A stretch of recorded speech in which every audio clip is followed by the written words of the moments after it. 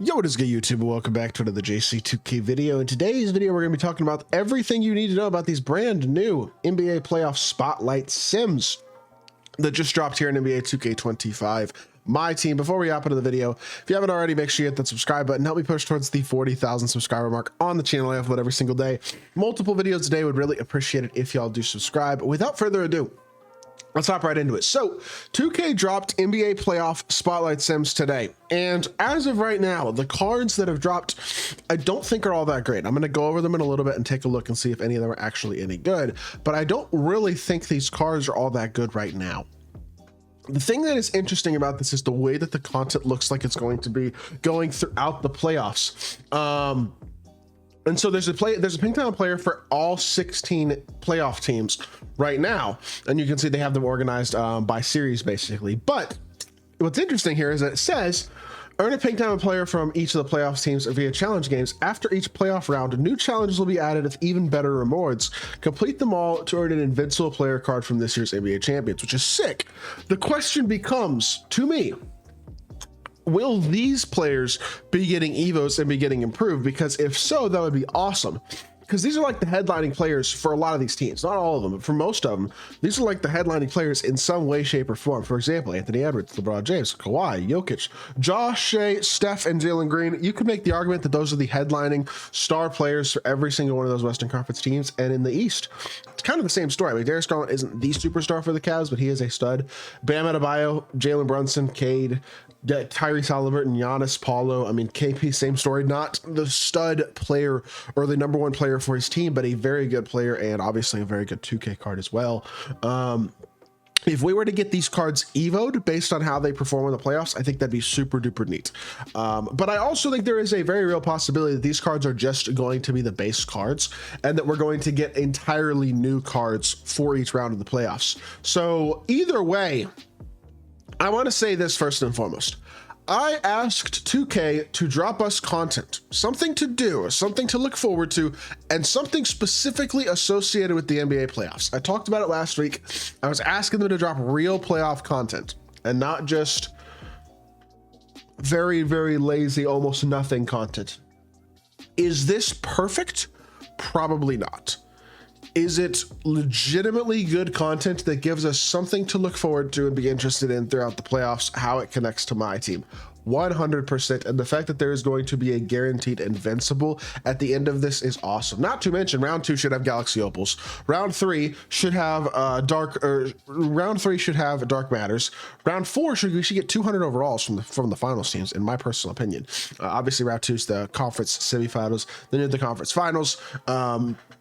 So I would think we'll get Galaxy Opal cards in the conference semifinals, Dark Matter cards in the conference finals, and then in 100 overall cards for the 2 playoff teams, or for the 2 finals teams, I should say.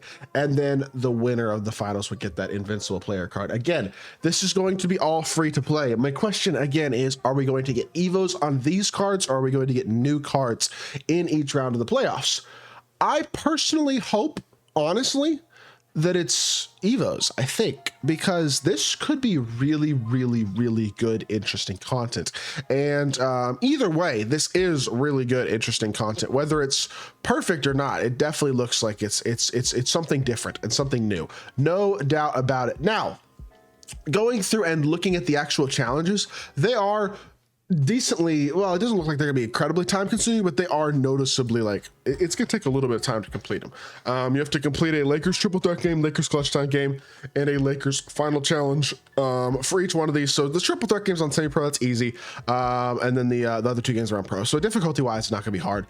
This is a full lineup game though, it looks like. It's just this challenge game, win the game to defeat the Lakers, and you get rep, a free agent option pack, which I guess doesn't really matter, and then 2,000 MT for each of these rounds. We just loaded to this game real quickly just to see how long is this game. Is it 4-minute quarters, or what is it? Because I think that's one of the biggest questions here, is because that's going to definitely determine how long this is going to take.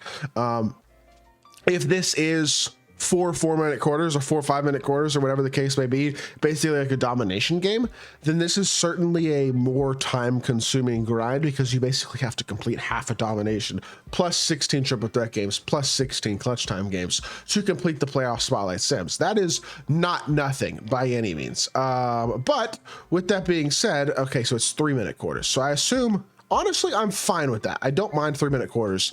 I'll come back and do this later. But 3-minute quarters is shorter than domination. It's not that bad. Realistically, that's what, a 15-minute game, each game, about. Let's do the math. 15-minute game-ish plus, okay, honestly, this is less than 30 minutes per team, and you have 16 teams. So let's say about 30 minutes per team. 30 times 16 is 8 hours. To be totally honest with y'all, I'm fine with that. I think this is worth completing. Yeah, I don't mind it. Honestly, I think this is legitimately high level content. Now, here is the thing. Are any of these cards actually good? I kind of doubt it, seeing as they're all pink diamonds. So in terms of the right now, this may not be extremely exciting. I mean, 8 Hoff badges. What are the stats looking like on these cards? 96 3-run, 75 driving dunk. I mean, they have like half decent stats, I guess. Are any of these? I think there's a real chance that none of these cards are actually good. Like I wouldn't be surprised if all their animations are just on like this looks just like Paulo's Diamond. I think this is literally like the same card as Paulo's Diamond from season 2. Like none of these cards as of right now are good. I don't think you're completing this if you're doing it right now for the right now, because I think you'll probably have to complete the challenges to get the better rewards. The question for me is, again, are these players going to be used in the better rewards for the next round of the playoffs? And are these players, are we going to need like to have completed these players in these challenges? If the answer is no, I really don't know. I can't sit here and tell you, because I get right now, if you're looking at this and you're going, oh, this is kind of not that great, honestly. Like, is this really worth doing? I can kind of understand having that perspective right now. But at the same time, because I get it. These are pink diamond cards. These aren't helping people's main lineups or anything along those lines, which is totally understandable. I just am happy that 2K is dropping real content, to be totally honest. Like these cards, let's say they are Evo cards, first and foremost, these cards have the potential to be really, really good. Like some of these cards, like the Thunder are the best team in the league. If they're Evo cards, we could get an invincible Shai Gilgeous-Alexander from the finals. If they're Evo cards, we could get a invincible Kristaps Porzingis. The teams that are the most likely to win the finals, I feel like, are those two teams.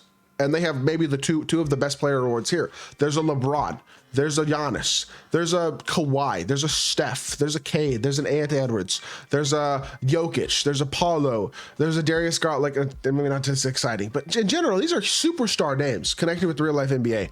So if they're Evo cards, that'd be sick. If they're not Evo cards, then I hope that the other card rewards are actually good as the rounds go on and we don't get worse and worse cards. Because it's fascinating that for almost every team, we got the biggest name on the team for round 1. That's part of the reason that I personally believe it probably is going to be Evos, at least in some capacity, but maybe not. I really don't know. Either way, is it going to be worth completing for the right now? Not really, right? But as the rounds go on, I think this is going to become worth doing for sure. And at the end of the day, you do get like 32,000 MT for doing it as well. I mean, you're going to get the 2,000 MT for each game, plus the in-game MT as well. So you're at least getting something.